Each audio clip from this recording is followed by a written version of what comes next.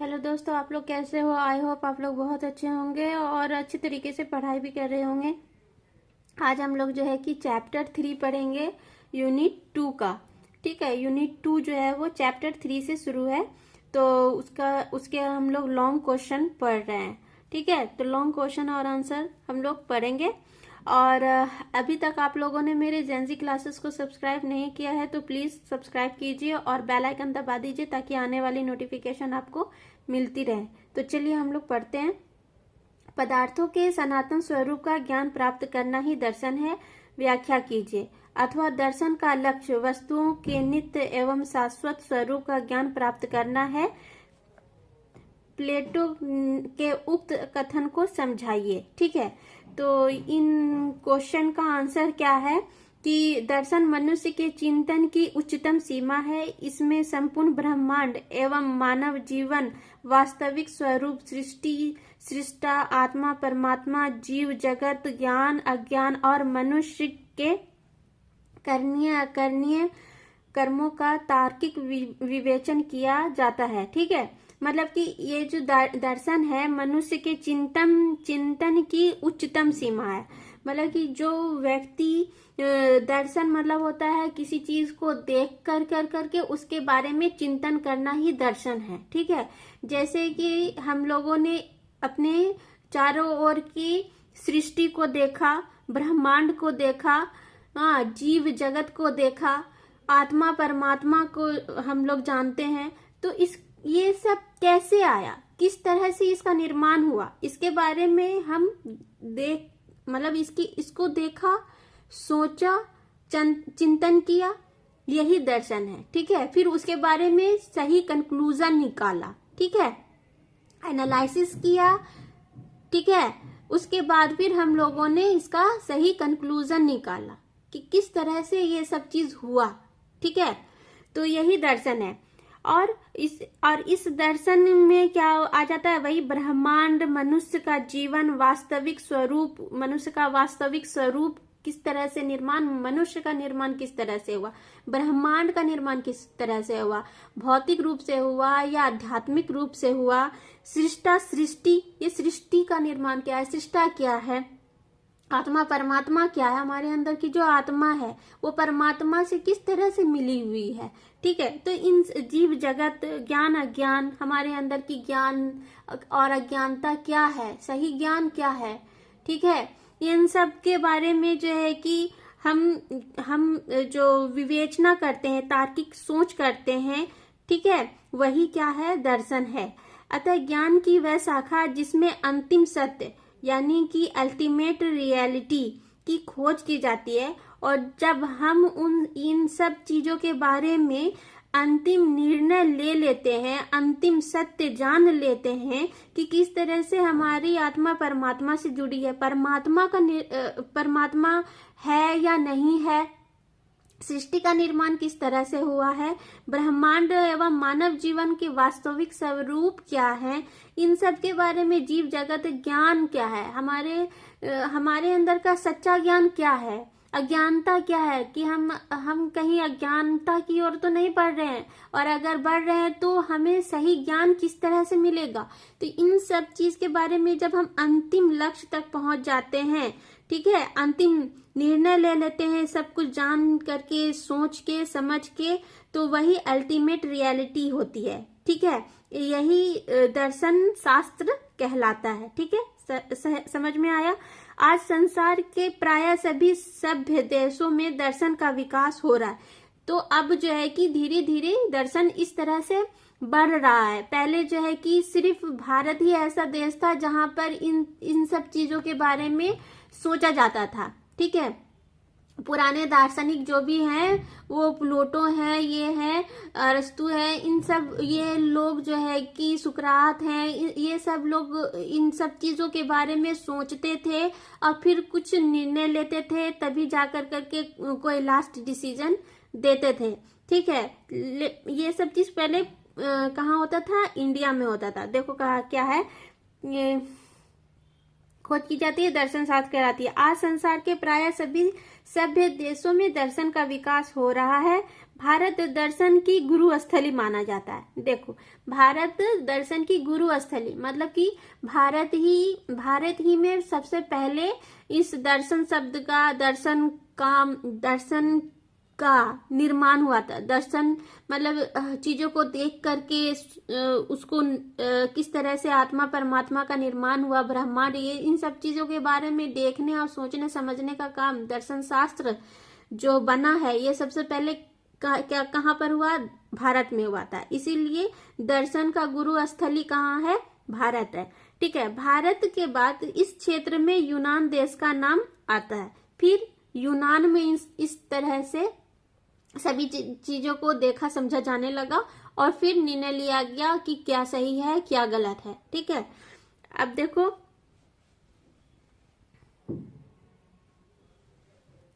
अब आगे पढ़ते हैं कि ग्रीक दार्शनिक प्लूटो ज्ञान प्राप्त करने वाले के संबंध में कहते हैं कि वह व्यक्ति जो सभी प्रकार का ज्ञान प्राप्त करने की इच्छा रखता है और सीखने के लिए सदैव उत्सुक रहता है और कभी भी संतोष करके रुकता नहीं है। मतलब प्लूटो का कहना है कि जो व्यक्ति सही ज्ञान प्राप्त करना चाहता है और उसके अंदर ये उत्सुकता रहती है कि हम सही ज्ञान प्राप्त करें, ऐसा नहीं है कि बस ऐसे देखा सोचा और जो भी कुछ समझ में आया बस उसी में मतलब कि निर्णय ले लिया, नहीं, लास्ट तक जब तक कि सही सत्य का खोज नहीं कर लेता है उसको उत्सुकता होती है उस चीज के बारे में और जानने का। एक जैसे कि हम लोग किसी भी एक चीज को देखते हैं तो उसके बाद फिर क्या होता है कि इसके बारे में हम और जानना चाहते हैं, जैसे इंटरेस्ट आने लगता है। ठीक है ना। तो इंटरेस्ट आते आते इस चीज के हम डीप में चले जाते हैं कि किस तरह से इसका सबसे पहले निर्माण कैसे हुआ, ये सबसे पहले निर्माण कहाँ से हुआ, फिर इन सब चीज का कहाँ से इसका शाखा है, इसकी शाखा कौन कौन सी है, ये सब चीज के बारे में पता करते हैं। तो ये जब तक कि हम, और यही क्या है, दर्शन के बारे में सही ज्ञान प्राप्त करने की जो उत्सुकता है वही हमको सही दर्शन सही ज्ञान प्राप्त कराने में मदद करती है। ठीक है। ठीक है। उत्सुक रहता है और कभी भी संतोष करके रुकता नहीं है, कभी भी संतोष करके नहीं रुकेगा और उसको जानने का मतलब कि होगा, उत्सुकता होगी। ठीक है। ठीक है। उसके बाद फिर क्या है कि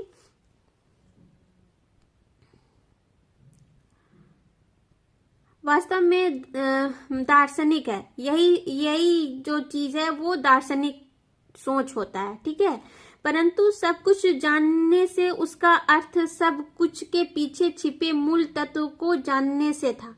सब कुछ जब हम जान जाते हैं तो हमें पता चलता है कि जिस चीज के बारे में हम सोच रहे हैं उसका मेन मूल तत्व क्या था। मतलब कि अगर हम सृष्टि का निर्माण किस तरह से हुआ है तो वो हम उसके बारे में सब कुछ जानने के बाद कि भौतिक तत्वों से हुआ है, आध्यात्मिक तत्वों से हुआ है, कोई बोलते हैं कि भगवान ने गॉड ने, ठीक है, इन सब चीजों का जो है कि निर्माण किया और हम लोगों को नीचे भेज दिया। ठीक है।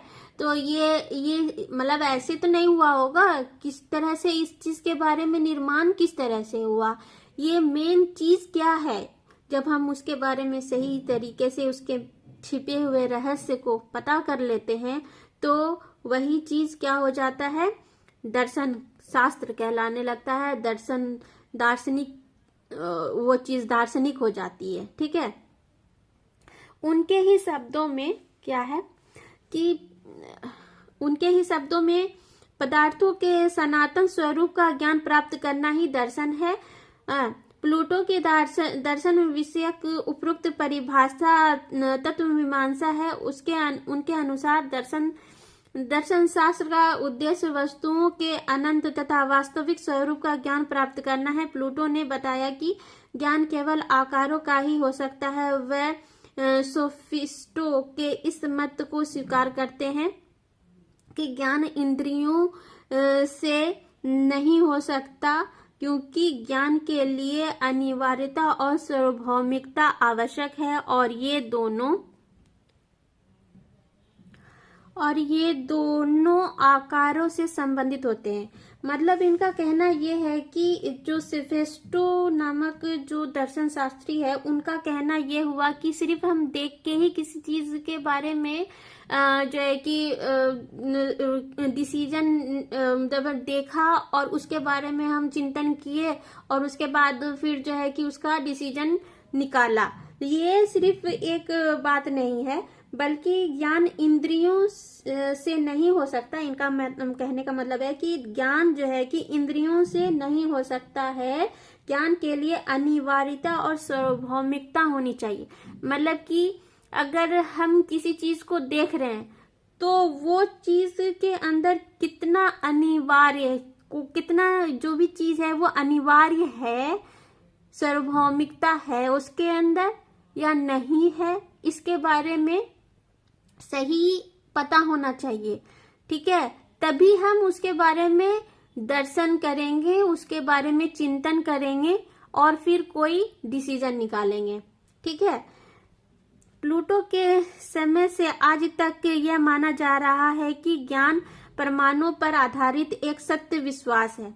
जो ज्ञान है ये प्लूटो के ही समय से माना जा रहा है कि ज्ञान जो है, जो हम प्रमाण, किसी भी चीज का प्रमाण पत्र मतलब प्रमाण पढ़ लेते हैं कि हाँ भाई इस तरह से हुआ, मतलब किताबों में किस तरह से लिखा हुआ है कि सृष्टि का निर्माण किस तरह से हुआ, आत्मा परमात्मा क्या है, ब्रह्मांड का निर्माण किस तरह से हुआ, तो हम यही जानते हैं कि जो भी उस चीज के अंदर बुक में लिखा हुआ है हम उसको ही पढ़ करके समझ जाते हैं कि हाँ भाई इस तरह से सृष्टि का निर्माण हुआ, ब्रह्मांड का निर्माण हुआ, सत्य असत्य क्या है।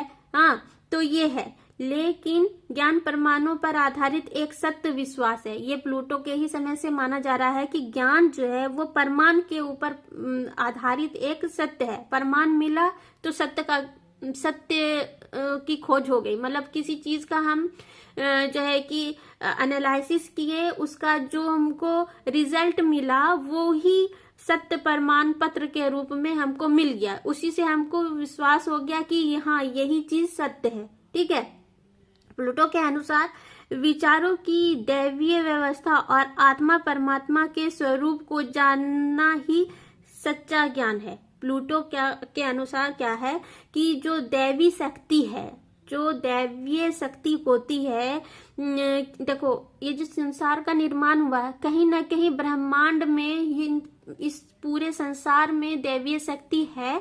ठीक है, ये सभी जानते हैं, सभी मानते हैं। ठीक है, उनका प्लूटो का भी यही मानना था कि जो ये मतलब कि जो दैवीय व्यवस्था है, आत्मा है, परमात्मा, आत्मा और परमात्मा का जो एक अटैचमेंट है, क्या बोलते हैं कि अगर इंसान किसी परेशानी में होता है तो वो अगर सच्चे दिल से अपने ऊपर वाले गॉड को याद करता है तो गॉड भी क्या करते हैं कि उसकी परेशानी को हल करने का कोई ना कोई रास्ता निकाल देते हैं। भले ही वो इंसान के जरिए ही निकलता है, लेकिन निकलता है। तो ये क्या है, आत्मा का अपने परमात्मा के साथ अटैचमेंट है, एक मतलब मिलाव है, जुड़ाव है। ठीक है, तो ये सब चीज भी क्या है, एक दैवीय शक्ति है। ठीक है, यही स्वरूप को जानना ही सच है। और इसके बारे में हम जाने कि किस तरह से हम अपने गॉड से जुड़े हुए, मेरी आत्मा किस तरह से अपने ऊपर वाले से जुड़ा हुआ है। ठीक है, हमारे अंदर, हमारे चारों ओर की जो दैवीय शक्ति है, जो हमको किसी भी हालात को लड़ने की एक शक्ति मिलती है, वो कहाँ से मिलती है, ऊपर वाले से ही मिलती है ना। हम किसी भी सिचुएशन का सामना किस तरह से एक मजबूती के साथ करते हैं, इसी दैवीय शक्ति से ही करते हैं। हमारे अंदर पढ़ने पढ़ाने का ज्ञान कहाँ से आता है, दैवीय शक्ति से आता है। ठीक है ना, तो यही है प्लूटो का कहना है और हम सबका भी मानना यही है, सब लोग यही मानते हैं। ठीक है, प्लूटो ने ज्ञान को 3 रूपों में विभाजित किया है। अब देखो प्लूटो ने ज्ञान को 3 भागों में क्या विभाजित किया है, इंद्रिय जन्य, समतिजन्य और चिंतन जन्य। ठीक है, ये 3 ज्ञान का रूप है। इंद्रिय जन्य को वह असत्यता मानते थे इंद्रिय जन्य जो है ज्ञान, उसको वो असत्य मानते थे, क्योंकि इंद्रियों द्वारा हम जिन वस्तुओं और क्रियाओं का ज्ञान प्राप्त करते हैं वे सब परिवर्तन और असत्य है। ठीक बात है कि इंद्रिय जन्य ज्ञान जो होता है, मतलब इंद्र मतलब आंखों से देखा हुआ जो ज्ञान है, वो हमेशा क्या होता है, उनको प्लूटो असत्य मानते थे। इसलिए भी माना जाता है कि हमेशा परिवर्तन होता रहता है। सृष्टि का जब निर्माण हुआ था तो किस तरह से दुनिया बनी थी, किस तरह से था निर्माण हुआ था, और अब देखो मॉडर्न युग आ गया, तो हमेशा क्या होता है, परिवर्तन होता रहा है। ठीक है, तो वस्तुएं क्या होता है कि क्रियाशील है, और इसमें जो है कि हमेशा परिवर्तन होता रहता है, तो इसको प्लूटो ने असत्य माना, क्योंकि वही इंद्रिय द्वारा हम जिन वस्तुओं एवं क्रियाओं का ज्ञान प्राप्त करते हैं वे परिवर्तनशील होते हैं, हमेशा बदलता रहता है, एक जैसा नहीं रहता है। इसलिए फिर हमारे नजरिए भी बदल जाते हैं। भाई आज हमने इस तरह का सृष्टि को इस तरह से देखा कि मतलब पहले जो था तो आध्यात्मिक लोग ज्यादा थे, लोगों के अंदर जो है कि अध्यात्म के बारे में, आत्मा परमात्मा से किस तरह से लोग जुड़े हुए थे, सत्य वाला जमाना था। ठीक है, अब क्या है, झूठ ज्यादा बोला जाता है, लोग ईश्वर को कम और मॉडर्न युग में ज्यादा मानने लगे हैं। ठीक है, तो इस तरह से जो है कि हमारे लाइफ में चेंजिंग आ गया है, परिवर्तन हुआ है। हम देख करके किसी भी चीज का एनालिसिस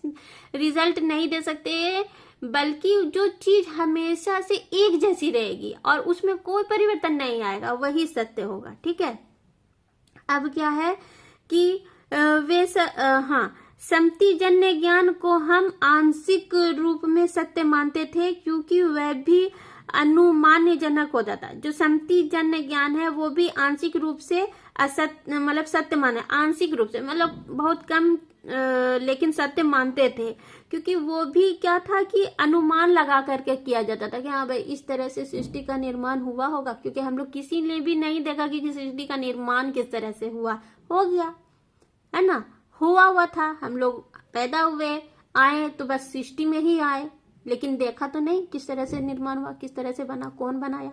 ठीक, तो ये अनुमान लगाया जाता है, इसीलिए इसको थोड़ा मतलब पूरी तरीके से नहीं लेकिन थोड़ा कम सत्य मानते हैं। और अनुमान सत्य भी हो सकता है। ठीक है, असत्य भी और अनुमान, जो भी हम अनुमान लगा रहे हैं वो सत्य भी हो सकता है और असत्य भी हो सकता है। उनके अनुसार चिंतन जन्य ज्ञान भी ज्ञान ही सत्य है, जो चिंतन जन्य ज्ञान है वही सत्य है। कैसे? क्योंकि वह हमारे विचारों के रूप में प्राप्त होता है और विचार अपने में परिवर्तनशील और अदर्थ सत्य होते हैं। ठीक है, मतलब जो चिंतन जन्य ज्ञान है, जो चिंतन किए, जो सोचे, जो समझे, जो डिसीजन ले लिया हम लोगों ने, उसमें कभी कोई परिवर्तन नहीं आएगा, ये एक ही तरह का हमेशा रहेगा। तो जो चीज एक जैसा हमेशा रहेगी उसमें कोई परिवर्तन नहीं आएगा और वही सही होगा। ठीक है, तो वही सत्य है, या ना। यह सत्य ज्ञान की प्राप्ति के लिए प्लूटो ने नैतिक जीवन पर बल दिया, और इसी सत्य के ज्ञान के प्राप्ति के लिए कि इस तरह के सत्य के ज्ञान की प्राप्ति कहाँ से होगी? नैतिक ज्ञान से, नैतिक जीवन से।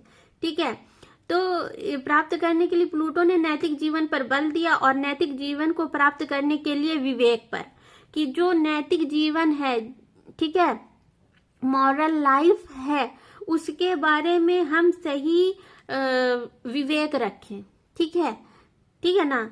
तो इस प्रकार उनकी दृष्टि में ज्ञान का आधार विवेक होता है।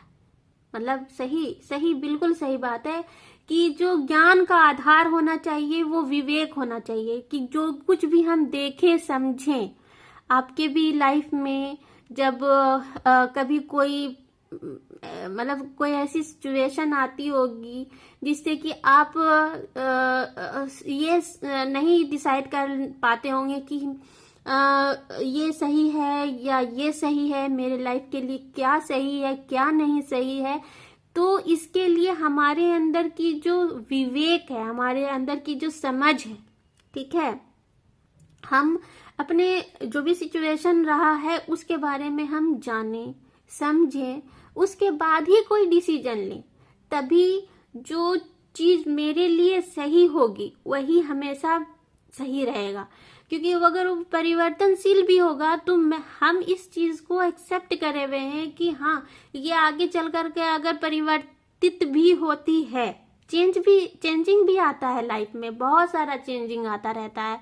ठीक है, हमारे लाइफ के साथ साथ हमारे अंदर की पर्सनैलिटी में भी चेंज आता रहता है, सोचने और समझने की क्षमता में भी चेंजिंग आते हैं। आज हम इस बार किसी टॉपिक के बारे में अगर हम कुछ पढ़ रहे हैं तो आज तो हम ये समझ करके पढ़ लिया, लेकिन कल के अगर मेरे ज्ञान में कुछ और भी ज्यादा किसी दूसरे तरह से ज्ञान प्राप्त किया और उससे हमको और अच्छी तरीके से इसके बारे में ज्ञान प्राप्त हुआ, तो हो सकता है मेरे ज्ञान में मेरे उसको चीज को सोचने का तरीका, नजरिया अलग हो जाएगा। ठीक है ना। तो यही है कि मतलब हम अपने विवेक पर ज्यादा ध्यान दें। जो मेरा सही सोचने का तरीका, नजरिया जो है वो मेरा सही होना चाहिए। ठीक है, किसी भी सत्य के बारे में जानने का और असत्य, क्या सत्य है क्या असत्य है, उसके बारे में हमको जानने का विवेक होना चाहिए। ठीक है। अब पत्तियों की दुनिया का ज्ञान इंद्रिय जीत है, यह चिंतन का ही विषय है। विशेष पदार्थों का ज्ञान निम्न कोटि का होता है। एक पदार्थ किसी को हरा तो किसी को सफेद दिखाई पड़ सकता है ना। अगर कोई इंसान कोई चीज अगर हरा देख रहा है तो दूसरा कोई उसी को सफेद भी देख सकता है। हाँ, देखो नजरिए की बात है। अगर दो लोग हैं, एक इंसान के बारे में दोनों में से कोई भी एक डिसीजन नहीं दे सकता, दोनों का डिसीजन अलग अलग होगा, क्योंकि दोनों का नजरिया सोचने का उसको अलग होगा। मेरे बारे में मैं जिस तरह से आपको पढ़ा रही हूँ, ठीक है, आपको मेरा पढ़ाने का तरीका, मेरा पढ़ाने का समझाने का तरीका, ठीक है, वो और आपको मेरे पढ़ने के समझने का जो नजरिया है, जो सोच है, समझ है, वो अगर मतलब मेरे तरह से समझ, मतलब कि आप मेरे नजरिए से देख तो नहीं सकते, वो आपके नजरिए पे डिपेंड करता है कि आप किस तरह से मेरे समझाने को समझ रहे हैं। ठीक है, तो इस तरह से आपके नजरिए की बात अलग होगी। तो आप कभी किसी को मतलब कि अगर वही बात है कि किसी को कोई चीज हरी दिखाई पड़ सकती है तो कोई सफेद, ये एक एग्जांपल है। ठीक है, पदार्थों के रूप व परिवर्तन के विषय में लोग अलग अलग धारणाएं रख सकते हैं। ठीक है, वही बोला कि जो देख रहा है दो लोग, उसके अलग अलग धारणाएं हो सकती है, अतः यह भी ज्ञान कहलाने का पात्र नहीं है। इससे श्रेष्ठ ज्ञान रेखा गणित में होता है। इससे श्रेष्ठ ज्ञान रेखा गणित में होता है। एक त्रिकोण की एक भुजा दो अन्य भुजाओं के योग से छोटी होती है। ठीक है ना, एक त्रिकोण बना हुआ है, ठीक है, और एक भुजा अन्य दो भुजाओं के योग से छोटी होती है। हम जानते हैं, हम भी जानते हैं, आप भी जानते हैं।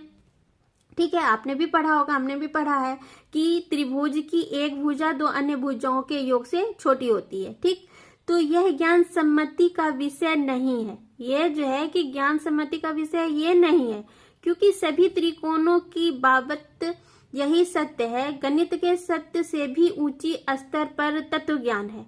गणित से भी ऊंचे स्तर पर जो ज्ञान है वो तत्व ज्ञान है। ठीक है, तत्व ज्ञान है। प्लूटो की दृष्टि में तत्व ज्ञान ही श्रेष्ठ ज्ञान है। उनके अनुसार संसार सत्य और असत्य दोनों का सहयोग है। ठीक है, प्लूटो के अनुसार संसार का निर्माण सत्य से भी हुआ है और असत्य से भी हुआ है। तभी तो हमारे अंदर जो है कि थोड़ा अच्छाई भी है और थोड़ा बुराई भी है। हम सत्य भी बोलते हैं थोड़ा और असत्य भी बोलते हैं।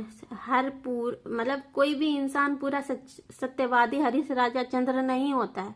ठीक है, हम आप और सभी दुनिया में मतलब कुछ कुछ बुरे भी हैं और कुछ कुछ अच्छे भी हैं। तो कोई ज्यादा अच्छा होता है, बुराई थोड़ी कम होती है, और कोई कम बुरा हो, मतलब बुरा ज्यादा होता है और उसके अंदर की अच्छाई कम होती है। लेकिन ऐसा नहीं है कि किसी के अंदर अच्छाई ही नहीं होती। देखने वाले के नजरिए के ऊपर डिपेंड करता है कि वो अच्छाई देख रहा है या बुराई देख रहा है। अगर आप अच्छाई देखोगे तो आपको उसके अंदर की अच्छाई ही सबसे ज्यादा नजर आएगी, और अगर बुराई देखोगे तो सिर्फ बुराई ही नजर आएगी। ठीक है, तो ये नजरिए की बात है। ठीक है, तो आपके समझ में अगर सत्य और असत्य का ज्ञान अगर ज्यादा है तो आप सिर्फ किसी भी इंसान के अंदर के मतलब अच्छाई को देखो, ये मेरा कहना है। क्योंकि अगर आप किसी के अंदर के अच्छाई को देखोगे ना तो आपकी अच्छाई और ज्यादा बढ़ेगी, चार चांद लग जाएगा। ठीक है, तो एक एज ए टीचर आपको बताया। ठीक, अब है कि